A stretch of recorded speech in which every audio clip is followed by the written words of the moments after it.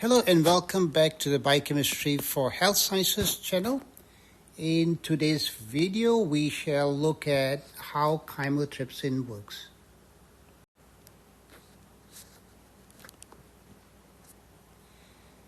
So the answer to your question clearly, how does chymotrypsin make the peptide bond hydrolysis go much faster, is that chymotrypsin provides a different reaction pad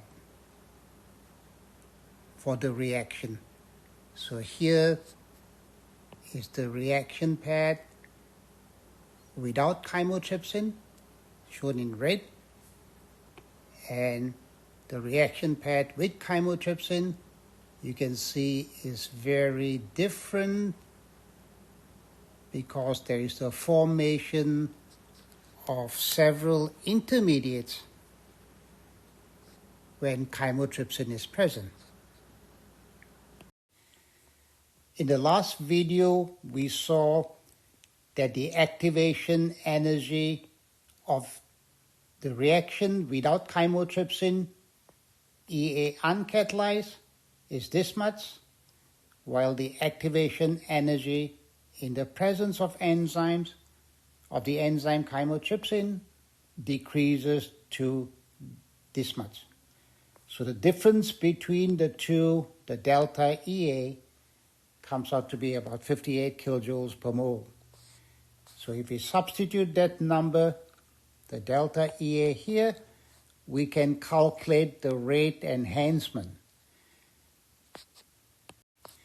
And we did that in the previous video, and we saw the rate enhancement is over 1 billion times. That means in the presence of enzyme, the reaction goes 1 billion fold faster than in the absence of chymotrypsin. We also saw the turnover number, or kcat, of chymotrypsin in the last video. Each chymotrypsin molecule is capable of breaking about 10 to 100 peptide bonds in 1 second, compared to without enzyme. A peptide bond without enzyme will take many years to be hydrolyzed, maybe as much as 10 years. So this is an incredible feat carried out by enzymes such as chymotrypsin. Recall from the last video the reaction catalyzed by chymotrypsin. Basically, the substrate for chymotrypsin is a polypeptide chain where there is an aromatic amino acid such as phenylalanine, tryptophan, or tyrosine. Chymotrypsin will break the peptide bond right here, giving you 2 fragments, the amine fragment, here's your amine group, and the carboxyl fragment that has the carboxyl group. As you know, this group here is called the amide. Amides are broken down into amines and carboxyls. So that's a reaction that is catalyzed by chymotrypsin using water. Therefore, we call this reaction a hydrolysis reaction. The breaking of the peptide bond is a hydrolysis reaction. So whenever there is an aromatic amino acid residue present in the polypeptide chain, chymotrypsin will break the peptide bond that is on the carboxyl side, the C side of the peptide bond. Since chymotrypsin breaks down protein peptide bonds, it is classified as a protease.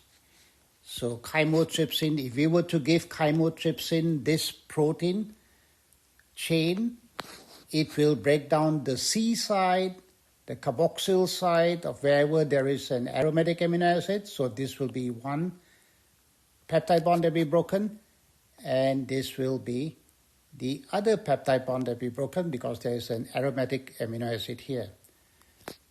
So that will give us 3 fragments, 1, 2, and 3.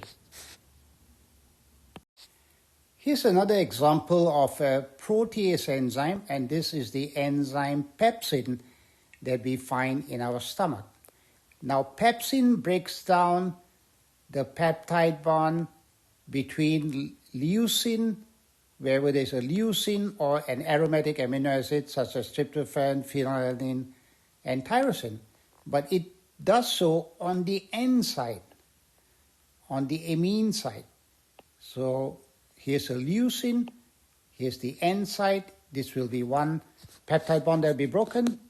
Here's a tryptophan, here's the N side, this will be the second peptide bond that will be broken by pepsin.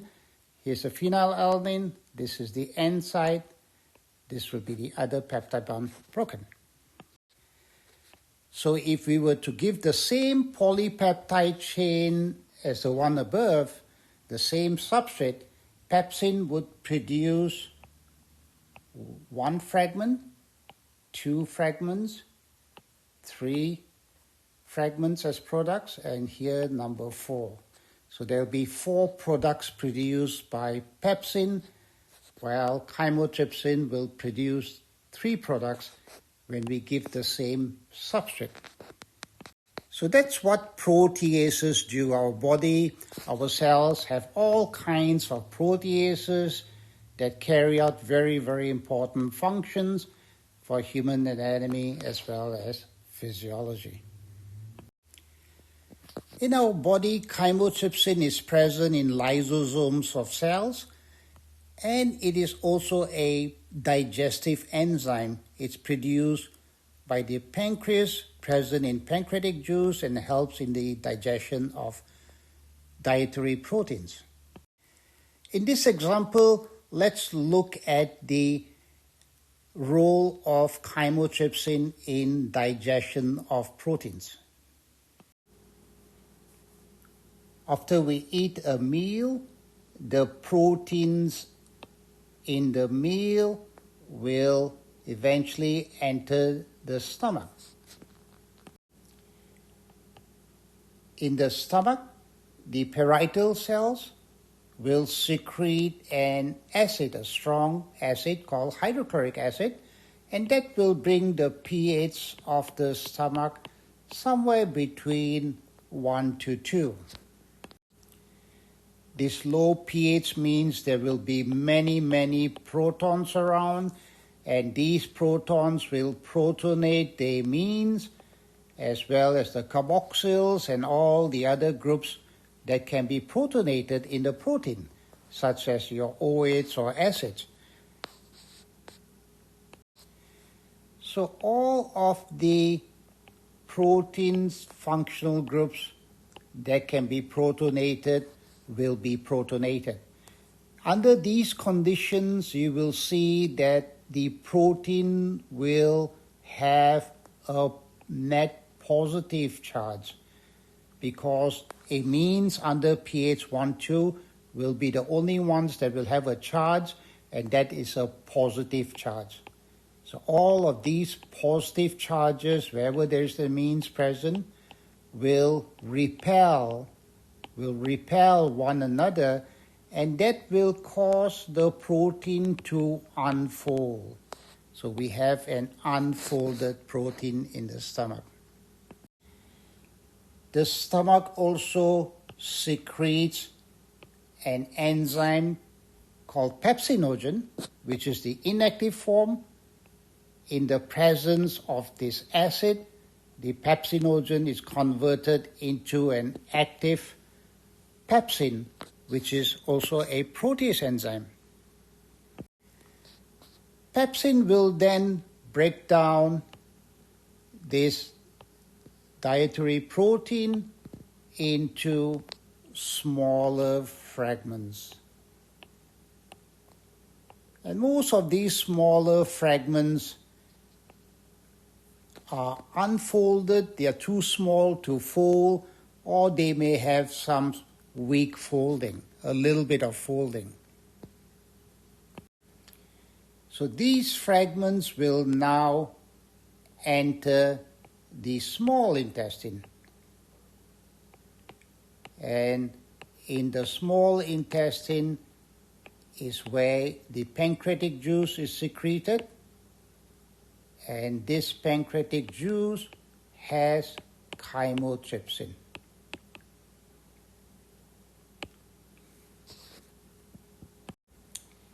So let's see what happens when the food enters the first part of the small intestine, which is called the duodenum.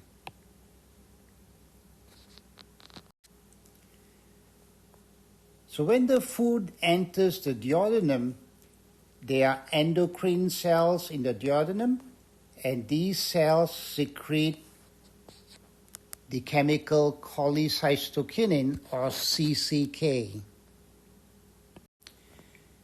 CCK, as well as acetylcholine released by the vagus nerve, will stimulate the acinar cells of the pancreas to release zymogen granules by exocytosis. And these zymogen granules contain inactive form of various proteases, including chymotrypsinogen, trypsinogen, and proelastase. These zymogens will now enter the small intestine via the pancreatic duct.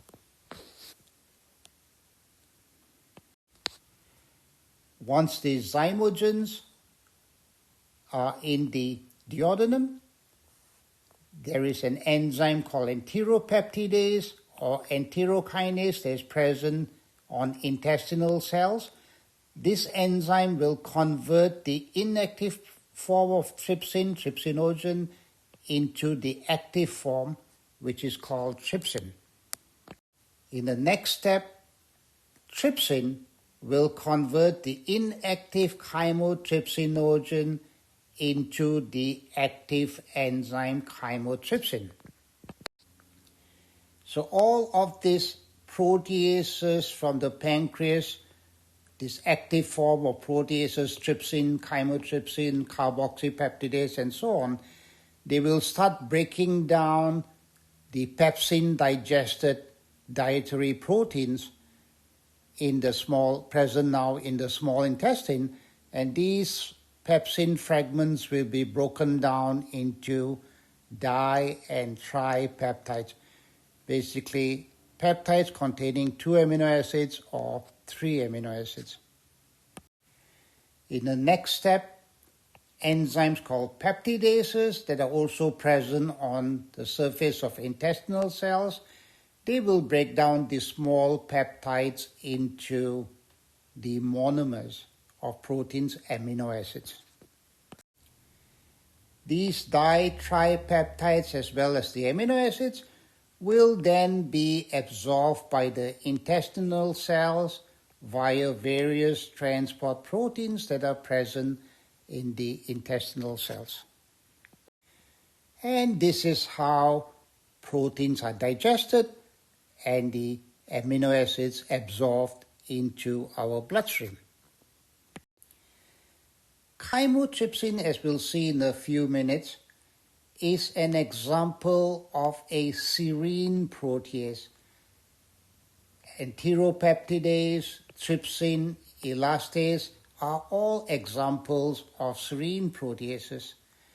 Besides the digestive proteases, serine proteases, we have other types of serine proteases present in our body, and those include, for example, the clotting factors involved in blood clotting, such as thrombin, factor 7, factor 10. These are all examples of serine protease enzymes.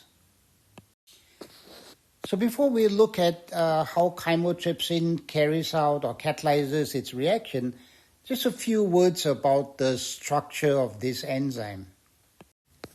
This enzyme consists of alpha helices and beta sheets, the two common examples of secondary structures. Although the enzyme is very large, you can see the actual active site, that part of the enzyme where the function is carried out, in this case catalysis, breaking down the peptide bond, happens in a small region of the enzyme called the active site. So there are two important points to note at the active site of this enzyme. One is the presence of a hydrophobic pocket. The second is the presence of what we call a catalytic triad. So the enzyme has three very important amino acids that are involved in the catalysis, and these is serine 195, histidine 57, and aspartate 102. Note that although in the primary structure, these three amino acids are very far away from one another, because remember, we start with amino acid number 1 from the N-terminal, and then number 2, number 3, number 4, and so on. So if we keep on doing this, number 57 would be histidine, and then we keep on doing this, number 102 will be aspartic acid, and then if we keep on doing this, 195 will be serine. So these are very far away from one another in the primary structure. However, when the enzyme is folded in the tertiary structure, these three amino acids of the enzyme come very close to one another in the active site of the enzyme. So this means proper folding of a polypeptide chain into the enzyme is very important for the enzyme to be functional. How do we know that these amino acids play a critical role in the function of the enzyme? Well, there are several techniques available to us. One example is the use of what we call mechanism-based inhibitors, such as diisopropyl fluorophosphate and TPCK. Use of these chemicals helped us identify the important role, for example, of serine 195 and histidine 57. Since the function of an enzyme such as chymotrypsin is to catalyze a reaction, if we had some way to monitor the reaction, a convenient way to monitor the rate of the reaction, how fast the reaction happens, then that would be an easy way to study the function of chymotrypsin. So one way of monitoring the reaction is to use a special substrate. So for example, for chymotrypsin, we could use this substrate, phenylalanine, that's your phenylalanine, nitrophenyl ester. So it's a nitrophenyl, and this is an ester instead of an amide. Now, chymotrypsin not only catalyzes the hydrolysis of amides, it also catalyzes the hydrolysis of esters.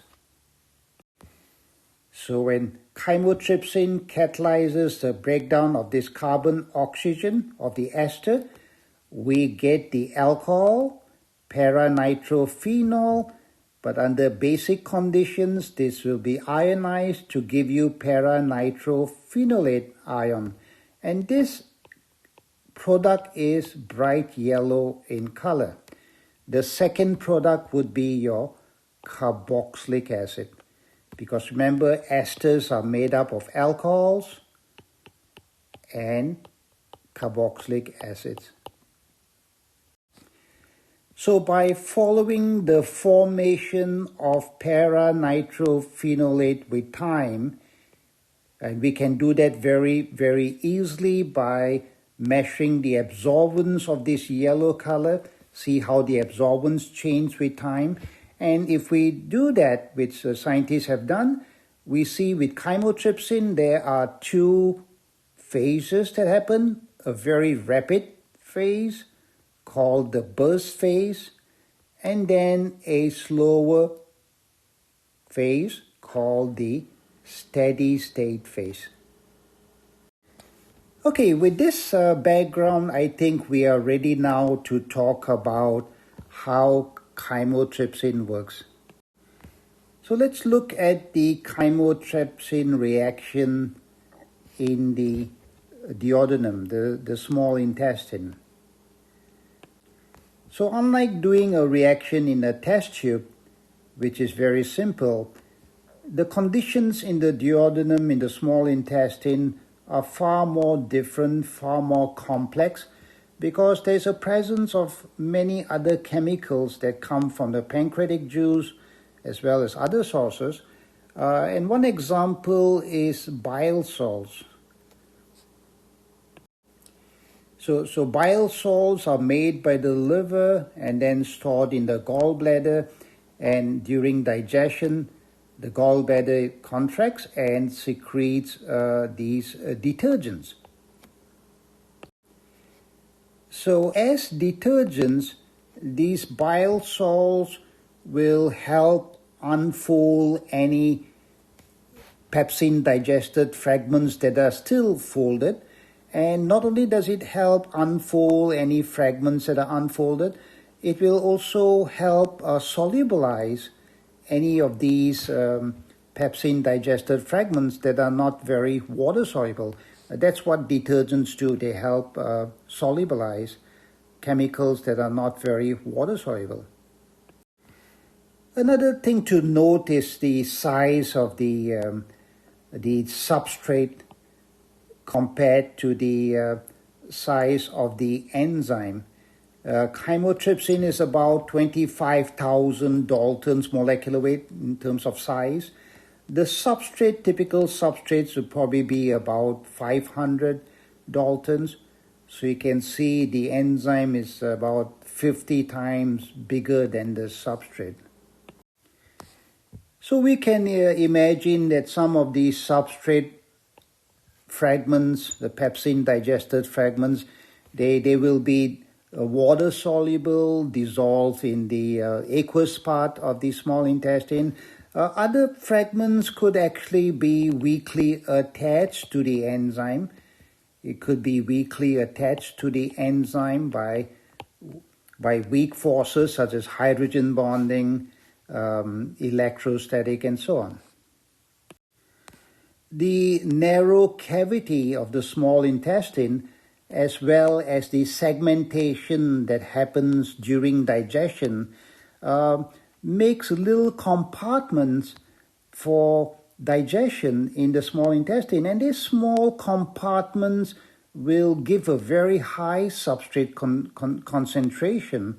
And that high substrate concentration will increase the collisions between the substrate and the enzyme. And the higher the collisions, the better the chance of the reaction happening. So not only will the enzyme help in catalyzing the reaction, the anatomy and physiology that happens in the duodenum makes the local substrate concentration very high. And as you know, the higher the substrate concentration, the faster will be the velocity of the reaction. Okay, so the first thing that must happen is that the substrate must diffuse to the active site of the enzyme. So this is the first step that needs to happen. So this diffusion of the substrate to the active site of the enzyme will initiate the first phase, and that's called the burst phase. So the substrate will diffuse to the active site of the enzyme. So once the substrate enters the active site, the aromatic hydrophobic ring of the substrate will fall into the hydrophobic pocket, of the enzyme.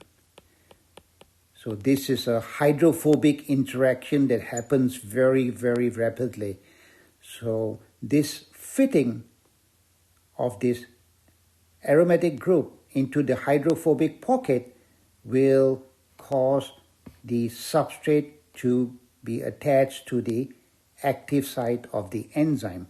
And this will give us what we call as the enzyme substrate complex, or the ES complex. Now you can see in the ES complex, amino acid 195, serine 195 of the enzyme, this OH group is very close to the carbonyl, the CO of the amide of the substrate. Also note that this carbon here, since it's joined to 1, 2, 3 groups, this is sp2 hybridized, therefore its shape is trigonal planar. It looks like a planar triangle. So this proximity and correct orientation is an important strategy that enzymes use to catalyze reactions, make reactions go much faster. Now this OH group, this hydroxyl group of serine, is weakly reactive. We say it's a weak nucleophile. However, histidine 57, which is very close to serine 195, the nitrogen here can accept this hydrogen of serine. So since histidine accepts a hydrogen, histidine acts as a base, and therefore we call this strategy base catalysis. Now when the histidine takes away the hydrogen, the serine OH becomes serine O minus. Now serine O minus is a strong nucleophile. And this nucleophile can now attack this carbon here. Why does it attack that carbon? Because carbons, the oxygen is more electronegative, like electrons better compared to the carbon, which is slight positive. So there's a slight positive charge here on this carbon, and nucleophiles are electron rich. So electrons are negatively charged, so they will get attracted and attack this positive centers, in this case the carbon. Meanwhile, when the histidine 57 takes the proton from the hydrogen from the serine OH, this histidine now with its hydrogen becomes positively charged. So it becomes positively charged. Now nearby is aspartate 102. And aspartate 102 has a carboxyl group that is negatively charged. So this negative charge will help stabilize this positive charge that now appears on histidine 57. This is called charge stabilization. The aspartate of the enzyme will stabilize the histidine positive charge on the enzyme. So charge stabilization is another strategy that enzymes use to catalyze reactions. So the attack of the O minus here on the carbonyl carbon will give us this intermediate where the carbon has 1 and is joined to the oxygen of serine 195, this carbon of the substrate, and here is your nitrogen connected, and here is your carbon of the substrate. So basically this carbon now has 4 groups attached, so it is a sp3. So from an sp2 it becomes sp3, and sp3 structures, carbons, are tetrahedral. So that's why we call this a tetrahedral intermediate 1, or Ti1. So this intermediate is formed that we call tetrahedral intermediate 1. Now in this tetrahedral intermediate 1, this oxygen, this carbonyl oxygen, now is negatively charged. So we call this an oxyanion. Okay, because the shape has changed around this carbon, this oxyanion now falls into this special region of the active site, and we call this the oxyanion hole. Okay, so this part here, the special part of the enzyme active site, this is called the oxyanion hole. The oxyanion hole has groups that can hydrogen bond and stabilize this O negative, this oxyanion. Also note that now there is a covalent bond between the substrate and the enzyme. So this serine 195 is covalently attached to the substrate. This is called covalent catalysis, and this is yet another strategy that's used by enzymes to make reactions go much faster.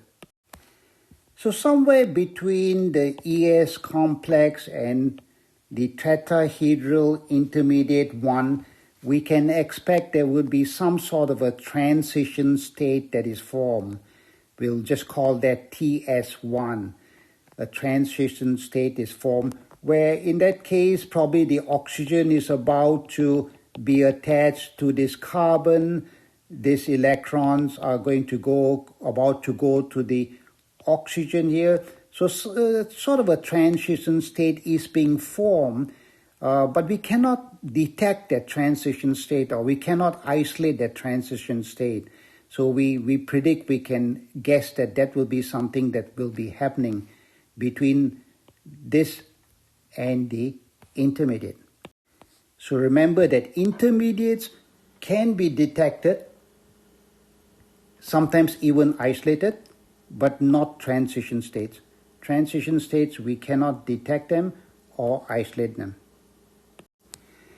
Now, in the next step, this protonated histidine, the histidine will donate a hydrogen to this nitrogen here of the substrate, and this will cause the carbon-nitrogen bond here to break. Because the histidine is donating a hydrogen, it's behaving as an acid, so we call this acid catalysis. So acid catalysis is another strategy that's used by enzymes to catalyze reactions. So this results in the formation of another intermediate, and we call this the acyl intermediate, or AI. So we will get one product because the CN bond is broken. That's exactly what the objective was, to break the peptide bond, and that's broken. And we get one of the products, the amine fragment, produced, and this amine fragment, of course, will diffuse out of the enzyme. The carboxyl part is attached to the enzyme. So notice this carboxyl fragment here, which is in the pocket, is attached to the enzyme. And this attachment, you can see this attachment here is an ester. So this is a ester intermediate.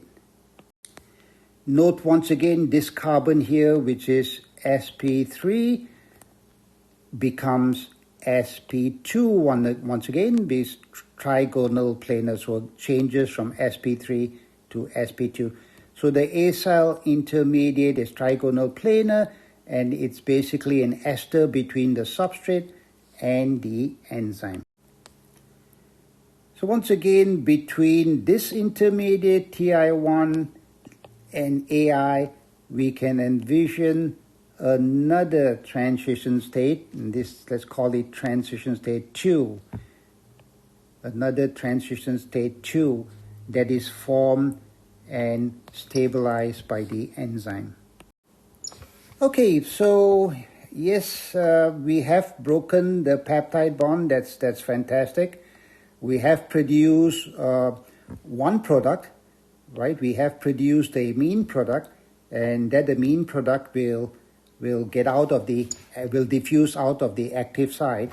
But we still have this this carboxyl fragment that is stuck to the enzyme, right? So we have to somehow get rid of this carboxyl fragment, make it into a carboxyl product, and free up the enzyme. And that's what happens in the next phase.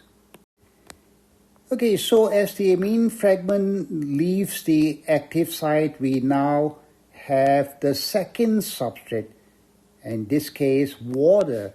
So water now enters the active site. So now we begin the second phase, that's the steady state phase. So just like before, histidine once again acts as a base. It accepts this proton from water, and the water becomes a strong reactive OH minus. And this reactive OH minus will now attack the carbonyl of the ester intermediate AI. Note that because this intermediate has the RCO group, the RCO is the acyl group, acyl.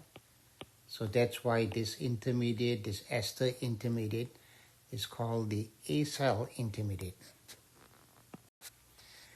So when the water attacks the acyl intermediate, once again we get a tetrahedral intermediate. So this is the second tetrahedral intermediate, and we can call this tetrahedral intermediate 2. Just like before, you can see that the sp2 carbon becomes an sp3 carbon, and the oxy anion that is formed in the tetrahedral intermediate will fit and be stabilized by the oxy anion hole of the enzyme. And just like before, the positive charge that is formed when the histidine takes the hydrogen from the water will be stabilized by the negative charge present on aspartate 102. And once again, we can envision the formation of a transition state between AI and tetrahedral intermediate 2. So this transition state will again have some bonds that are being formed and some bonds that are being broken.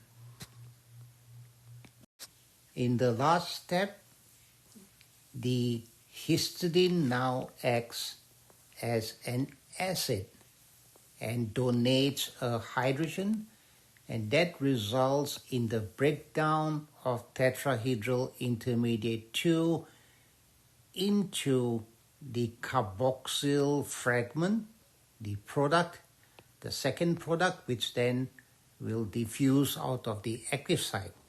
And that will regenerate the serine OH of the enzyme. Between tetrahedral intermediate 2 and the formation of the carboxyl product, we can envision the formation of a transition state 4, which is stabilized by the enzyme. So that ends one round of catalysis, and we see the enzyme is regenerated to catalyze another round of the reaction. So this is a summary of the catalysis by chymotrypsin. You can see that the enzyme is actually not used up in the reaction. It's regenerated, and it will keep on catalyzing the breakdown of more peptides into the amine product and carboxyl products. Since the enzyme is regenerated, that means we do not need to make much of the enzyme, and enzyme concentrations in our body and cells is very, very, very low.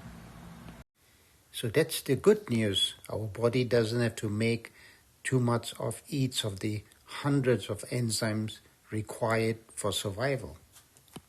However, the bad news is if there is a chemical such as a poison that inactivates the enzyme, it wouldn't take too much of that poison to cause toxic effects in the body. The enzyme trypsin as well as the enzyme elastase are also serine proteases. They all have mechanisms very similar to chymotrypsin. However, they break the protein substrates at different positions. One of the reasons for this is because of the hydrophobic pocket. In case of chymotrypsin, we see a hydrophobic pocket. In case of trypsin, the pocket has negative charges, and that negative charges will attract and stabilize substrates that have positive amino acids such as lysine and arginine. Elastase, on the other hand, has a very small pocket. So this pocket can only accommodate substrates that have very small R groups such as alanine. So this is a little bit about how enzymes work, using chymotrypsin as an excellent model to explain the properties and the functions of enzymes. In future videos, we shall look at a few other examples of enzymes to understand these miraculous molecules. Until then, have a wonderful day, and please do not forget to subscribe. It is free.